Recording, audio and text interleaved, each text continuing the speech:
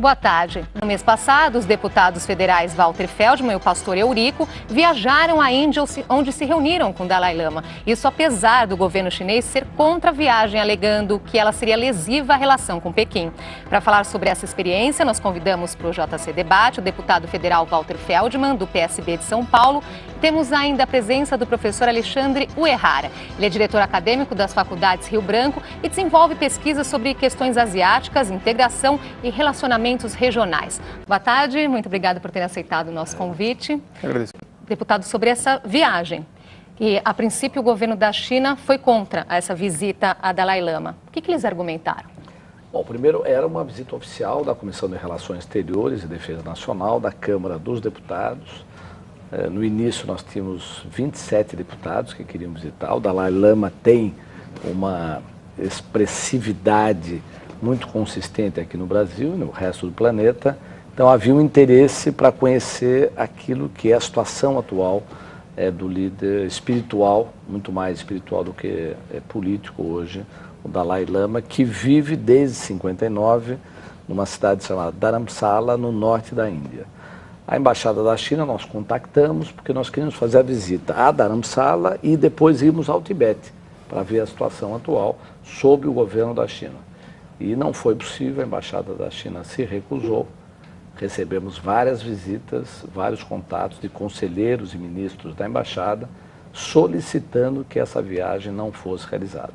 A alegação é que o Dalai Lama é o grande inimigo da China, eles têm acusações duras, severas, contundentes em relação ao Dalai e que isso poderia prejudicar as relações entre Brasil e China, mas nós evidentemente não aceitamos. Professor, o que explica essa posição do governo chinês?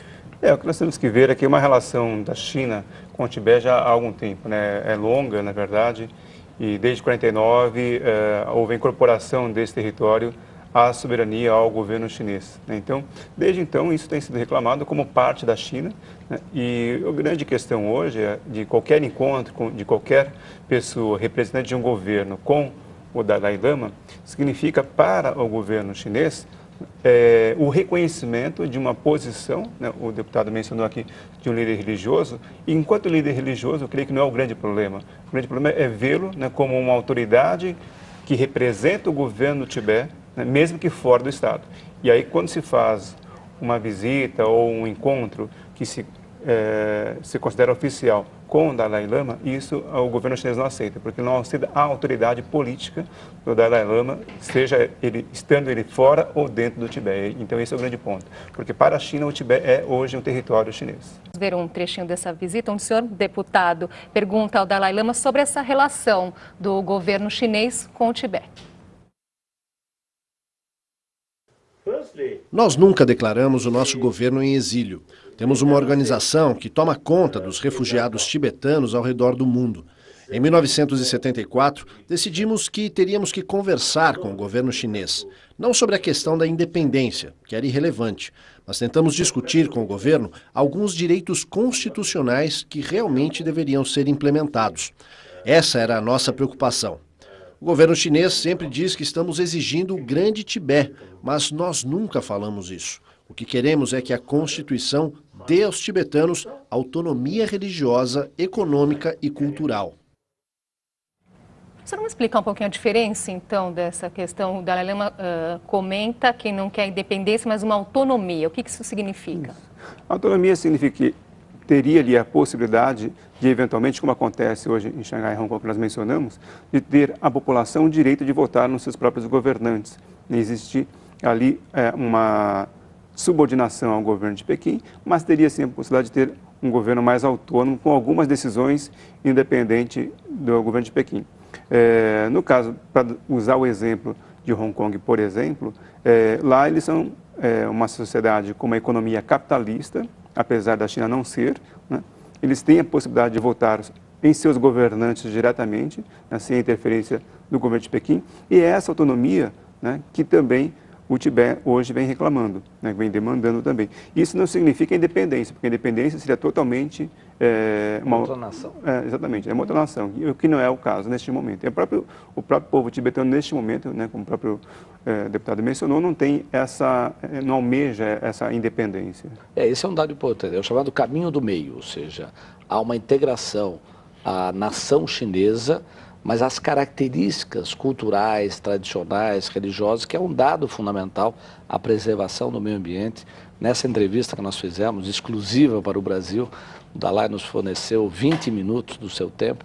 Na entrevista, toda a audiência demorou 1h30, ele fala muito da questão ambiental, da sustentabilidade, de como há hoje uma destruição, não apenas cultural e da religião, mas o meio ambiente está sendo destruído naquela região, que compromete todo o Sudeste Asiático. Mais de 40 países que hoje dão o suporte, o apoio à luta de volta ao Tibete e a retomada do diálogo China-Tibete. Que é essa grande questão. Nós queremos que China, o Dalai e o governo no exílio sentem para encontrar a saída da autonomia.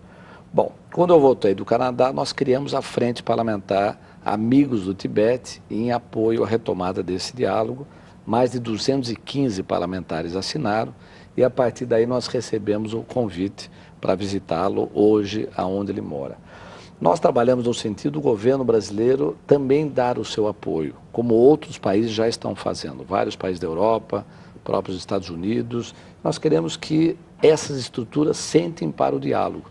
Olha o Nelson Mandela, a contribuição que ele deu ao diálogo entre as etnias que viviam na África do Sul. É por esse caminho que nós podemos avançar. E o governo brasileiro vai por esse caminho? Qual que é a posição oficial do governo frente à relação com o Tibete? Na minha opinião, é muito difícil. E a gente viu recentemente o próprio primeiro-ministro britânico, Cameron, que teve dificuldades com a China por buscar ter uma reunião, um encontro pessoal com o Dalai Lama. E a China hoje é um país que tem um poder muito forte, né? Não só pela ser a segunda maior economia mundial, mas por ser também o principal parceiro de muitos países, inclusive do Brasil, né? O principal parceiro comercial. E isso dá à China um poder de negociação ou de barganha muito forte, né? E como não é do interesse chinês, né, de ter esse reconhecimento, porque o encontro de um governante com o Dalai Lama, na perspectiva chinesa, é reconhecer uma autoridade que a China não reconhece, né? E daria a ele, né, esse encontro, um status internacional que a China não quer conceder, né? Então, por isso que eu acho muito difícil, né, que haja uma concessão do governo chinês para um reconhecimento, até mesmo para essa conversação. E isso é dramático também, até do ponto de vista político, econômico, a pressão da China. Várias vezes eu recebi o comunicado da embaixada de que isso poderia prejudicar as relações Brasil-China. Olha a dimensão, eu diria, quase da ameaça, ou seja, não falem com o Dalai. Teve um tom de ameaça, então. Sem dúvida, sem dúvida. É inegável de que isso acontece no mundo inteiro. Nesse encontro no Canadá, vários parlamentares, senadores e deputados lá presentes, e olha, isso acontece não apenas no Brasil. Então, o governo chinês é profundamente agressivo, contundente em relação a essa pressão. Mas imagine a situação do outro lado. O Dalai, desde o século V, vivem através das suas reencarnações, que é a interpretação religiosa budista, vive nessa nação, de repente a China entra, muda completamente tudo, impede que o Dalai seja uma representação tradicional, histórica, religiosa, ele tem que fugir e agora ele não pode conversar com ninguém porque a China considera que o Tibete sempre pertenceu a eles, o que não é verdade historicamente. Vamos ver agora um outro trechinho dessa visita, quando o deputado Walter Feldman pergunta a Dalai Lama se é possível haver política sem ética. Não. Eu acho que, na verdade, toda atividade humana deve ser construída com ética moral. Assim, todas as profissões e atividades podem ser construtivas, incluindo a política. Até mesmo a religião deve ter uma convicção genuína. Sem isso, até ela se transforma num instrumento para a exploração. Eu admiro o Papa atual, que demitiu o bispo alemão que ensinava as pessoas a concepção ética sem nunca praticá-la. Ele tinha um estilo de vida luxuoso e isso ia de encontro com aquilo que ele ensinava. O Papa percebeu que isso estava totalmente errado. Então, até a religião, se a motivação não for sincera, se torna suja. Se os políticos conduzirem a política com uma motivação sincera, isso automaticamente traz fidelidade, honestidade e transparência. Isso leva a confiança dos eleitores para a próxima eleição. Deputado, quanto esse ideal... Muitos políticos do Brasil precisam ouvir isso, né? É exatamente essa pergunta. Quanto que esse ideal político do Dalai Lama está distante da nossa política brasileira? Muito. Infelizmente, minha avaliação hoje, nós vivemos o pior momento da vida política do ponto de vista ético no Brasil. Nós avançamos do ponto de vista econômico, social, há uma inclusão social relevante hoje na realidade brasileira, mas a política tem caminhado muito mal.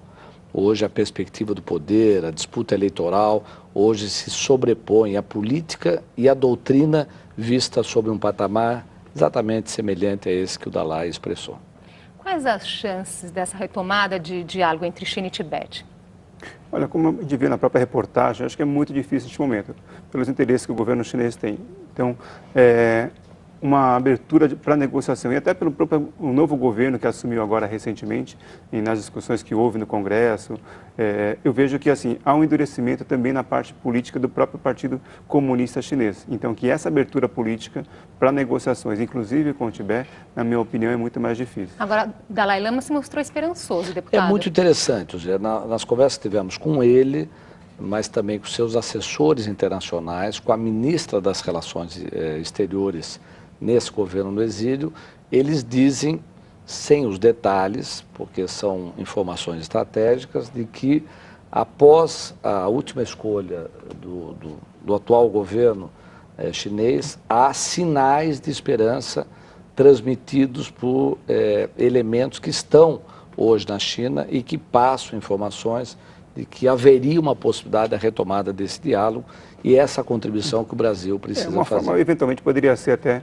como podemos pensar, numa eleição direta dentro do Tibete, mas como lá hoje já existe uma grande população da etnia Han, que é a etnia majoritária, quer dizer, isso também converge um pouco mais para aquilo que é do interesse chinês. Quer dizer, uma eleição hoje livre de uma nova liderança poderia conduzir pessoas que são pró-Pequim, né, e menos ligados ao Tibete, até porque muita liderança tibetana está fora. O professor dá uma informação muito importante que também faz parte desse sistema de opressão chinês. Quando houve a invasão, em 49, havia 6 milhões de tibetanos.